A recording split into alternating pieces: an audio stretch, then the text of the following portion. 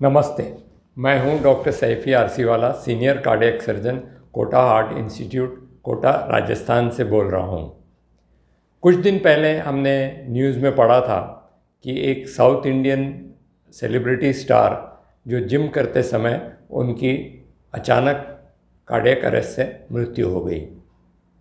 तो कई लोगों ने मुझे ये प्रश्न पूछा कि इतने यंग एज में ये कैसे हुआ और क्यों होता है, इसके बारे में हमें जानकारी दीजिए। इस वीडियो में बताएंगे हम कि ये यंग एज में 40-45 एज में सडनली कार्डियक अरेस्ट क्यों होता है और उससे बचाव किस तरीके से किया जा सकता है। हमारे देश में डायबिटीज़ बहुत कॉमन है और WHO के फिगर के मुताबिक 1930 तक लगभग 90 से 95% लोगों को डायबिटीज़ होगा। और जहाँ डायबिटीज़ होता है वहाँ हार्ट डिजीज़ भी होती है, इसलिए हमें केयरफुल रहना पड़ेगा, सावधानी बरतनी पड़ेगी, क्योंकि 90 से 95% लोगों को अगर डायबिटीज़ होता है तो उतने ही परसेंटेज लोगों को हार्ट की बीमारी भी हो सकती है। ये हमने जितने भी डेथ्स देखे हैं, मृत्यु देखी है हार्ट से या कार्डियक अरेस्ट से या हार्ट अटैक से यंगर एज ग्रुप में, इनमें से लगभग 95% लोगों को ज़रूर से कोई ना कोई बीमारी होगी, या तो वो डायग्नोसिस नहीं हुई टाइम पे या फिर उन्होंने अपनी बीमारी छुपाई। इसी के कारण ये सडन डेथ होती है। अगर सब कुछ नॉर्मल है तो बहुत ही रेयर है कि सडनली डेथ। ये इतनी अर्ली एज से बीमारी क्यों होती है? क्योंकि हमारे लाइफस्टाइल चेंजेस बहुत ड्रास्टिक हुए हैं। इंडस्ट्रियलाइजेशन होने की वजह से, ग्लोबलाइजेशन होने की वजह से, कॉर्पोरेटाइजेशन होने की वजह से, तो बहुत बड़ा चेंज आया है हमारी लाइफस्टाइल में। जैसे कि खाने पीने में, या फिर स्लीप और रेस्ट की साइकिल में, यानी सोना और आराम करने की साइकिल में, या फिर हमारे बिहेवियर में, क्योंकि इंटरनेट आने से, सोशल प्लेटफॉर्म आने से हमारा बिहेवियर भी कुछ हद तक चेंज हो गया है, जिसके कारण हमें मेंटल स्ट्रेस बहुत ज़्यादा होता है। इन चीज़ों से हमें किस तरीके से डील करना है हमारी डे टू डे लाइफ में, ये मैं एक संक्षेप में आपको बताऊंगा। हम 3 चीज़ों के बारे में बात करेंगे। पहला है फूड, यानी कि खान पीन। दूसरा है स्लीप एंड रेस्ट, यानी कि आराम और नींद। और तीसरा है एक्सरसाइज, यानी कि व्यायाम। आप एक्सरसाइज क्यों करते हैं, उसका क्या एम है, ये आपको पता होना चाहिए। अगर आप वज़न घटाने के लिए एक्सरसाइज कर रहे हैं, अगर आप फैट कम करने के लिए एक्सरसाइज कर रहे हैं, अगर आप सुंदर दिखने के लिए एक्सरसाइज कर रहे हैं, तो ये एम अपने आप में आपको क्लियर होना चाहिए। एक्सरसाइज सिर्फ 15 से 20% कंट्रीब्यूट करता है और डाइट 80% कंट्रीब्यूट करता है किसी भी एम के लिए। चाहे आपको वज़न घटाना हो, चाहे आपको सुंदर दिखना हो, चाहे आपको बीमारियों से दूर रहना हो, चाहे आपको फिटनेस रखना हो, ये सारी चीज़ों में 80% डाइट का रोल है और 15 से 20% एक्सरसाइज का रोल है। इसीलिए फूड एक बहुत इम्पॉर्टेंट चीज़ है हमारे लाइफस्टाइल में। फूड हमें, यानी कि खाना, हमें कितना खाना चाहिए और कैसे खाना चाहिए और कौन सा खाना खाना चाहिए, ये सब तो प्रश्न है ही, लेकिन सबसे ज़्यादा महत्व का प्रश्न है कि हमें खाना कब खाना चाहिए। अगर आप गूगल करेंगे तो उसमें टाइम रेस्ट्रिक्टेड फीडिंग और इंटरमिटेंट फास्टिंग या फिर रेगुलर फास्टिंग, इसके बारे में बहुत सारी इन्फॉर्मेशन मिलेंगी। ये बेस्ट तरीका है ये सारे एम अचीव करने के। कितना खाना, कौन सा खाना, कैसे खाना है के साथ साथ कब खाना, ये एक महत्व की कड़ी है। और ये सब चीज़ों को अगर हम साथ में मिलाएंगे तो हमारा एम ज़रूर अचीव होगा। और इसके साथ अगर हम एक्सरसाइज को जोड़ते हैं तो जो एम हमें एक्सरसाइज के लिए चाहिए था वो सारे एम पूरे हो सकते हैं। लेकिन डाइट 80% कंट्रीब्यूट करता है इन सारी चीज़ों में। दूसरा है स्लीप और रेस्ट, यानी कि नींद और आराम करना।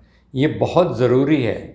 सोना बहुत ज़रूरी है, 6 से 8 घंटा ज़रूर से आप अपने बायोलॉजिकल क्लॉक के हिसाब से ज़रूर नींद लीजिए और आराम करिए, क्योंकि जब आप सोते हो और आराम करते हो उस समय आपका टिश्यू रिपेयर सबसे अच्छा होता है। यानी कि बॉडी में जो कुछ भी छोटी मोटी इंजरी हुई हो या हम जब काम करते हैं तो कुछ सेल्स डिस्ट्रॉय होते हैं, ये सारी जॉइंट्स में कोई अफेक्शन होता है तो ये सब चीज़ें रिपेयर हो जाती है जब हम सोते हैं या रेस्ट करते हैं। तो स्लीप और रेस्ट यानी कि नींद और आराम करना ये बहुत इम्पॉर्टेंट एस्पेक्ट है जिससे हमारी बॉडी हेल्दी रह सकती है। हमें कम से कम 6 से 8 घंटे ज़रूर से सोना चाहिए और अगर आपको नींद नहीं आती है तो आपने अपने डॉक्टर की सलाह के अनुसार नींद की दवाई आप सेफली ले सकते हो, क्योंकि नींद नहीं आना ये सबसे बड़ा कॉज हो सकता है किसी भी बीमारी का, चाहे वो हार्ट की बीमारी हो, ब्रेन की बीमारी हो या मेंटल डिजीज़ेस हो। जैसे कि फॉर एग्ज़ाम्पल डिप्रेशन में सबसे पहले आपकी नींद कम होती है और आपकी नींद 3 से 4 घंटे हो सकता है आप डिप्रेशन के शिकार हो या स्ट्रेस के शिकार हो, इनमें हमें नींद कम आती है तो अप्रोप्रिएट ट्रीटमेंट लेने से ये सब ठीक हो सकता है। अब देखते हैं एक्सरसाइज के लिए। एक्सरसाइज हमें हमारी कैपेसिटी से 60 to 70% ही करनी चाहिए, उससे ज़्यादा नहीं करनी चाहिए। ये एक कॉमन सेंस है कि किसी भी मशीन को अगर एक कैपेसिटी उसकी 10 किलो की है और हम उस पर वज़न अगर 15 किलो का लाद देंगे तो मशीन जल्दी ख़राब हो जाती है। इसी तरीके से हमारे शरीर की भी एक पर्टिकुलर कैपेसिटी है और हम अगर उससे ज़्यादा करने की कोशिश करेंगे तो हमारे शरीर को ज़रूर से डैमेज होगा। इसलिए कृपया करके अगर आप जिम में भी करते हो तो एक्सरसाइज की एक लिमिट रखिए। ओवर एक्सरसाइज करने की ज़रूरत नहीं है, क्योंकि ओवर एक्सरसाइज से न तो आपके मसल डेवलप होंगे न तो आपको वेट लॉस होगा, क्योंकि ये दोनों चीज़ों के लिए डाइट 80% रोल प्ले करता है और एक्सरसाइज सिर्फ 10 से 15% ही। तीसरा एस्पेक्ट है वो है स्ट्रेस। हमें किसी भी तरीके से ये जानना होगा कि हमें स्ट्रेसफुल सिचुएशन में है और हमें सारी चीज़ें अपनानी पड़ेंगी जिससे हमारा स्ट्रेस कम हो। जैसे खाने की रीत से या सोने और आराम करने से कुछ हद तक हम स्ट्रेस को बहुत अच्छी तरह से कंट्रोल कर सकते हैं। इसके अलावा अगर हम किसी और तरीके अपनाएं हमारा स्ट्रेस कम करने के लिए, आप गूगल कर सकते हो और आपको जो अच्छा लगे जिससे आपका स्ट्रेस कम हो वो सारी चीज़ें आप कर सकते हो। चौथी चीज़ है नशीले पदार्थ का सेवन करना। सिगरेट स्मोकिंग बहुत डेंजरस है, वो कैंसर भी करता है, हार्ट की बीमारी भी करता है, कार्डियोवैस्कुलर रिस्क बढ़ाता है, पेरिफेरल वैस्कुलर डिजीज़ करता है। सो बहुत सारे नुकसान हैं स्मोकिंग के। अल्कोहल के भी उतने ही नुकसान हैं क्योंकि वो हमारे मेंटल हेल्थ को अफेक्ट करता है। इसके अलावा ड्रग्स है जो हमने देखे आजकल काफ़ी न्यूज़ में है, वो भी हमारे मेंटल हेल्थ को अफेक्ट करता है। तो कृपया करके इन चीज़ों की सेवन न करें। कुछ लोग जिम में अपने मसल्स बढ़ाने के लिए, अपना वज़न बढ़ाने के लिए, अपना स्टेमिना बढ़ाने के लिए स्टेरॉइड्स और सप्लीमेंट्री फूड्स जो जिम में मिलते हैं उसका उपयोग करते हैं। स्टेरॉइड्स अपने शरीर के लिए हानिकारक है और स्टेरॉइड से कार्डियोवैस्कुलर रिस्क भी बढ़ जाता है। इसके अलावा जो सप्लीमेंट्स फूड अवेलेबल है जिम में या फिर ग्लैमर स्टोर्स में, वो होते हैं प्रोटीन पाउडर या creatine, amino acids, omega alpha इत्यादि इत्यादि। ये सारी चीज़ें केमिकल्स की होती हैं। इसका कोई साइंटिफिक मेडिकल ऑथेंटिसिटी नहीं है कि ये चीज़ें आपको यूज़फुल रहेंगी मसल बनाने में और वज़न बढ़ाने में। इसलिए कृपया करके इनका सेवन ना करें, क्योंकि इनकी केमिकल इंटीग्रिटी का हमें कोई भी पता नहीं है कि इसमें वो क्या केमिकल्स यूज़ करते हैं और किस तरीके के यूज़ होते हैं।